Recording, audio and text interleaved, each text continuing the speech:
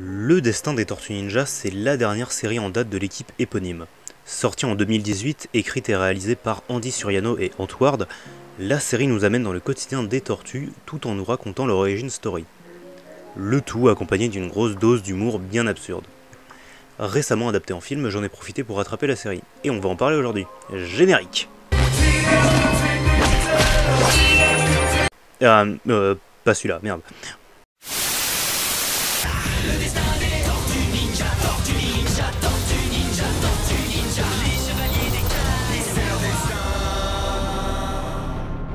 Le premier truc qu'on remarque dans cette série, c'est le chara-design des tortues.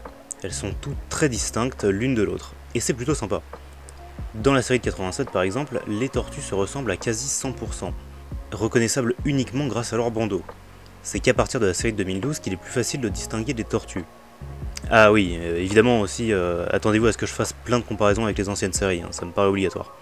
Raph fait genre 3 mètres, Donnie a une plus grosse tête, Mikey a pimpé sa carapace avec des stickers.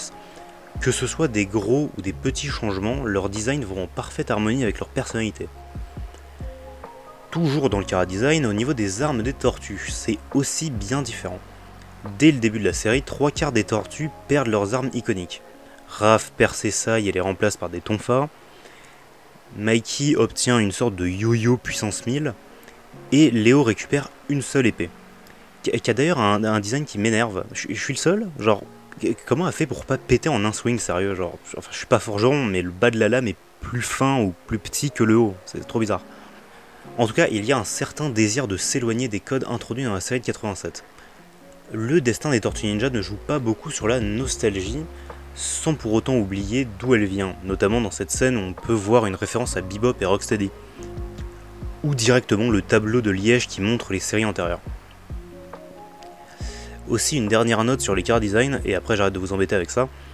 Il y a un nombre indécent de DILF dans cette série, sérieux.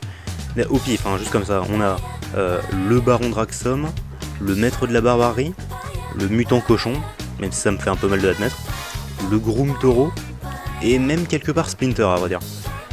Mais je vais pas en parler plus longtemps, sinon ça va me mettre dans la catégorie des Furies. Bref, passons à la suite.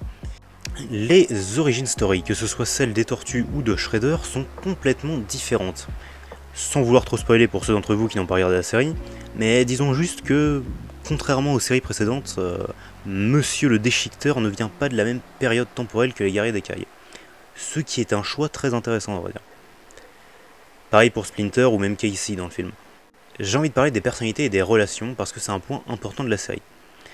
Même si on suit un groupe de tortues mutantes, les dialogues, les actions et du coup les relations entre les personnages, le tout paraît très humain, très réel. April par exemple, c'est la meilleure amie des tortues, qui galère un peu dans sa vie parce qu'à chaque épisode elle a un nouveau job. Bah, quand elle se bat ou juste quand elle fait une activité avec les tortues, tu sens vraiment que c'est leur meilleur pote, et que c'est pas juste le quota féminin de la série. Ou pire, genre, je sais pas, la romance d'une des tortues. Raphaël, c'est le leader de l'équipe dans cette série, à la place de Leonardo dans les autres. Il est bête, mais drôle et attachant. On peut s'identifier à lui parce qu'en tant que leader, il a beaucoup de responsabilités sur les épaules, ce qui a tendance à le faire un peu paniquer. Mais en écoutant les autres, il arrive à trouver des solutions à ses problèmes, ce qui est une belle morale je trouve. Leonardo, lui, fait beaucoup de blagues pas ouf, et il a une fierté et un ego plutôt démesuré. Il n'est pas forcément impulsif, mais il aime prendre des décisions pour l'équipe, qu'elles soient bonnes ou mauvaises. Dans le film, il s'impose comme leader efficace et prêt à se sacrifier en cas de besoin. Il passe de presque égoïste à altruiste, ce qui tranche beaucoup avec les versions les plus populaires du personnage. Mikey, c'est le sympa de la bande. Il n'est pas super malin, mais c'est celui qui aime le plus sa famille. Même les membres adjacents de la famille. Sans vouloir trop spoiler. Quand il sent qu'il y a du bon en quelqu'un, il n'hésite pas à l'aider, même si c'est un ennemi.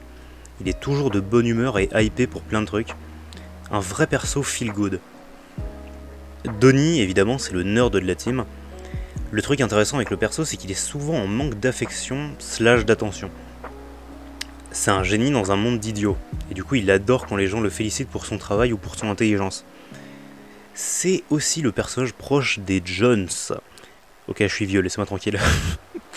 Qui utilise du coup des smileys dans ses phrases ou qui fait des références à des mèmes, des memes. je pense pouvoir dire sans problème que la série est la mieux animée de toutes. Toutes les scènes de combat sont impressionnantes. Leonardo et Splinter qui se battent dans l'arène Nexus, les combats contre Braxom, chaque bordel d'apparition de Shredder, bref, un plaisir pour les yeux. Et c'est notamment un des trucs qui m'a poussé à regarder la série. Donc voilà, c'est à peu près tout. Je voulais juste parler un peu de la série parce que je pense qu'elle n'a pas été super bien reçue en France. Donc si vous avez l'occasion et que ça vous intéresse, regardez-la. Vous regretterez pas de l'avoir fait. C'est une très bonne série sur un univers connu, avec de l'animation trop classe et beaucoup d'humour. Que demander de plus? Bref, sur ce, la bise et à bientôt.